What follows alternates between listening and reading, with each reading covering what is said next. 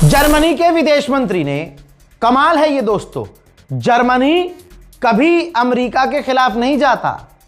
Germany ने आज तक इजराइल अमेरिका के खिलाफ एक बयान जारी नहीं किया, लेकिन आज जर्मनी का डिफेंस मिनिस्टर भैया, कोई और मिनिस्टर होता तो बात भी अलग थी, कोई टटपूंजिया नेता होता बात अलग थी। जर्मनी का defence minister on camera national television पर सामने आया और इंटरनेशनल मीडिया पर उसने आकर बोला कि यह जंग हमारी नहीं है, यह जंग अमेरिका की है। अमेरिका ने यह जंग शुरू करने से पहले हमसे कोई डिस्कशन नहीं किया था, हमसे पूछा नहीं था, हमसे परमिशन नहीं ली थी, तो इस जंग में जर्मनी नहीं कूदेगा और यह जंग डिप्लोमेटिक तरीके से खत्म होनी चाहिए, क्योंकि यह सिर्फ 2 हफ्ते की जंग पूरी दुनिया पर भारी पड़ रही है, पूरी दुनिया की इकोनॉमी पर भारी पड़ रही है। किसने कहा? ये जो अब तक सबसे ज्यादा गुरूर में चूर रहता था। जर्मनी जो अपने आप को किसी से कम नहीं समझता था, उसने दूर से ईरान ने जो बजाया है सबको एक लाइन से देखा और इसकी सांसें अटक गई और तुरंत इसके सर से गुलामी का भूत उतर गया, अमेरिका इजराइल की चाटुकारिता का भूत उतर गया। उधर रशिया भी बुरी तरह से भड़क गया है। रशिया के विदेश मंत्रालय की प्रवक्ता मारिया ज़खारोवा ने बड़ा स्टेटमेंट दिया और कहा कि अमेरिका स्ट्रेट ऑफ हॉर्मूज के लिए खतरा बन रहा है। स्ट्रेट ऑफ हॉर्मूज में अमेरिका की मौजूदगी उस इलाके के लिए खतरा बन रही है, बल्कि जहां जहां अमेरिका मौजूद है वहां की सिक्योरिटी के लिए खतरा पैदा हो रहा है। और बड़ा खुलासा किया है मारिया ज़खारोवा ने, बड़ी बात कही। रूस ने कहा कि ईरान को परमाणु हमले में लिप्त करना चाहते हैं, ईरान के परमाणु प्लांट पर हमला कर रहे हैं ताकि रेडिएशन वहां से लीक हो और ईरान परमाणु संकट का सामना करने लगे। यूरोपीय यूनियन के कमीशन के डिफेंस के हेड हैं ये आपके सामने, इन्होंने कहा है कि सिर्फ 5 दिन की जंग में, आप समझिएगा दोस्तों, सिर्फ 5 दिन की जंग में अमेरिका और गल्फ देशों ने 800 पैट्रियट मिसाइल इस्तेमाल कर ली भाई साहब, और कहते हैं कि पूरे साल में 750 एयर डिफेंस सिस्टम अमेरिका बनाता है और वो 800 यूज कर चुका है सिर्फ 5 दिन की जंग में, और $3 बिलियन उस हिसाब से इस पैट्रियट पे खर्च कर चुका है अमेरिका। पूरे साल में जितने बनाता नहीं उतना 1 हफ्ते में लगभग अमेरिका खर्च कर चुका है। तो ये जंग कहां जा रही है? असलियत और औकात पर अमेरिका और इजराइल आ गए हैं। बम कैसे गिरा है ये देखिए, इस तरह के बम जो एक समझ लीजिए कि बॉक्स के अंदर हैं विस्फोटक, बच्चे, ये फटता नहीं है, ज़मीन पे गिर जाता है और वहाँ बच्चे जो गलियों में खेलते हैं या कोई भी खेल रहा होगा बच्चा, वो उठाएगा और इसे खोलने की कोशिश करेगा तो ये फट जाएगा। ये है अमेरिका की असलियत। पूरी दुनिया इस वीडियो को देखे और शेयर करे। गोदी मीडिया नहीं दिखाएगा। आपको क्या लगता है गोदी मीडिया ये दिखाएगा आपको? ना, क्योंकि गोदी मीडिया अपने बाप से डरता है, उनका बाप डोनाल्ड ट्रंप से डरता है। अब ह्यूमन राइट के अगेंस्ट काम हो रहा है, लेकिन मजाल है गोदी मीडिया को छोड़ दो यार, सड़क पर पड़ा हुआ पैखाना और गोदी मीडिया की बात एक जैसी है, दोनों बदबूदार। कभी सच नहीं बोलेगा गोदी मीडिया। ईरान की जब मिसाइलें ठोकती हैं इजराइल को, तो आप अंजना ओम मोदी के चेहरे को देखिए, उसके चेहरे पर एक्सप्रेशन अजीब होता है, सिर्फ बाल ठीक करती रहती है, दिख रहा होता है कि अब ये स्क्रिप्ट से पढ़ रही है और पीछे से जो अपडेट आया है मिनिमम वो पढ़ना ही पड़ेगा।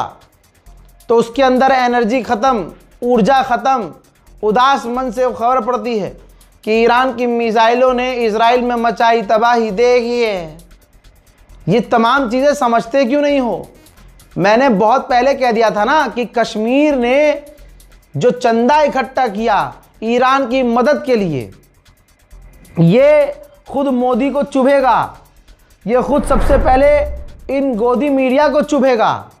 आ गई औकात पर गोदी मीडिया। ये देखो, आज तक ने असलियत दिखा दी अपनी।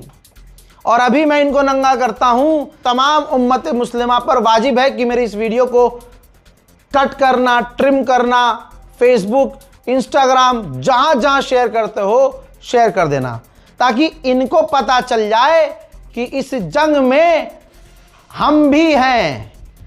हम मुसलमान तुम्हारे झूठ को नंगा करने के लिए लड़ रहे हैं। आज तक ने लिखा है कि कश्मीर में ईरान के नाम पर जुटा करोड़ों का चंदा, एजेंसियों का अलर्ट, टेरर फंडिंग का खतरा। भाई, कश्मीर घाटी में ईरान के समर्थन में 17.91 करोड़ चंदा जुटा है। अगर यह मोदी के लिए चंदा इकट्ठा होता तो टाइटल यहां कुछ और होता गोदी मीडिया का।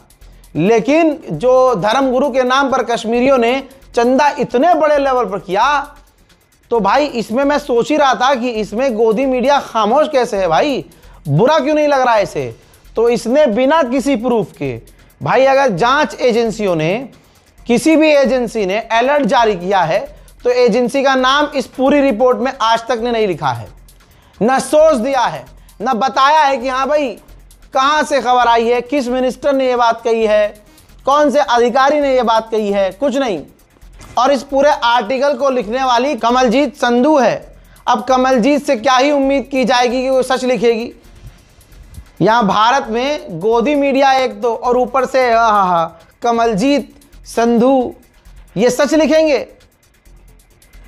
सच्चाई ये है, सच्चाई क्या है?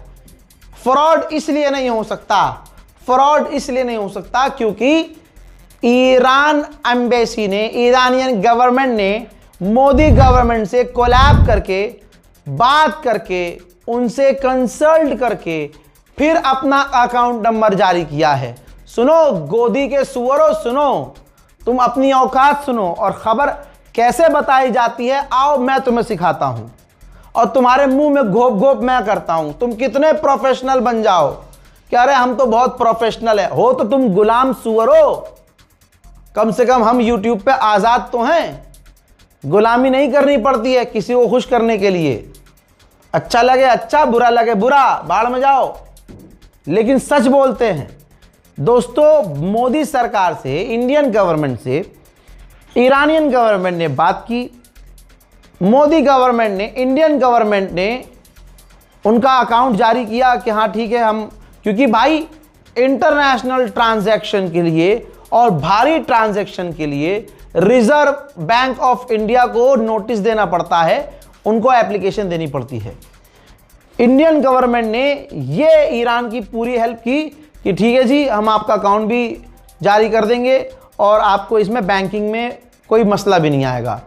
वही ईरान ने किया, बैंक अकाउंट नंबर जारी कर दिया। ये सबसे पहले ईरान एम्बेसी ने जारी किया।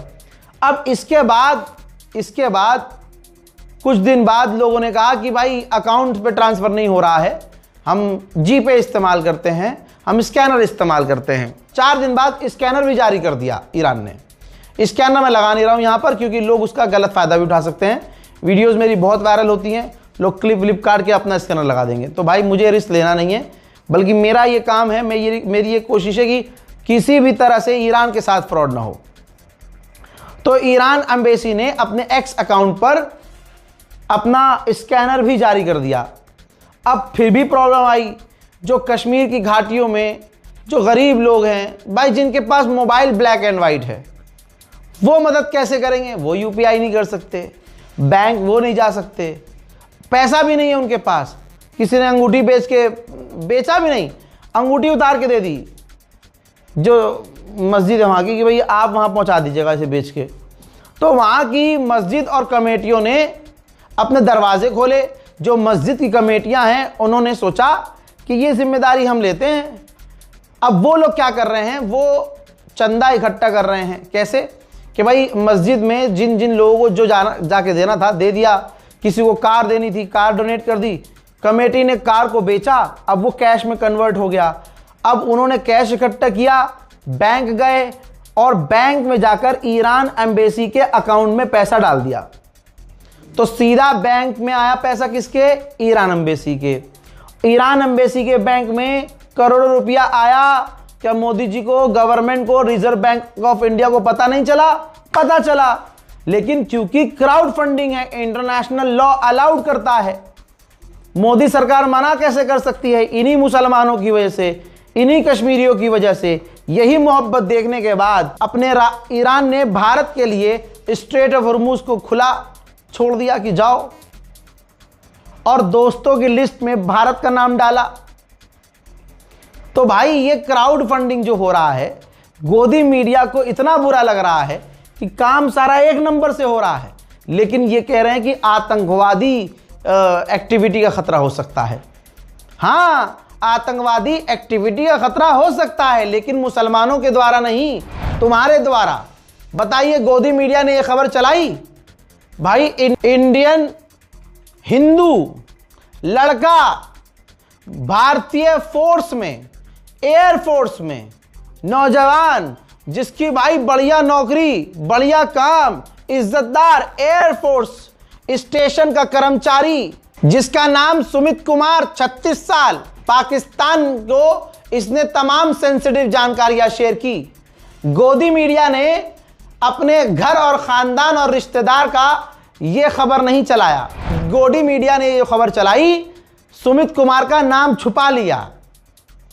यह है असलियत उस समुदाय की जो मुसलमानों को आतंकवादी कहते हैं। कश्मीर की तरफ आंख उठाकर मत देखना सुअरो, कश्मीर के साथ तुम लोगों ने सौतेला व्यवहार किया है, इसी वजह से कश्मीरी तुमसे चिढ़ते हैं। अगर कश्मीर को अपना मानते हो तो कश्मीरियों को भी अपना मानो। इस रिपोर्ट को शेयर कीजिए। जय हिंद।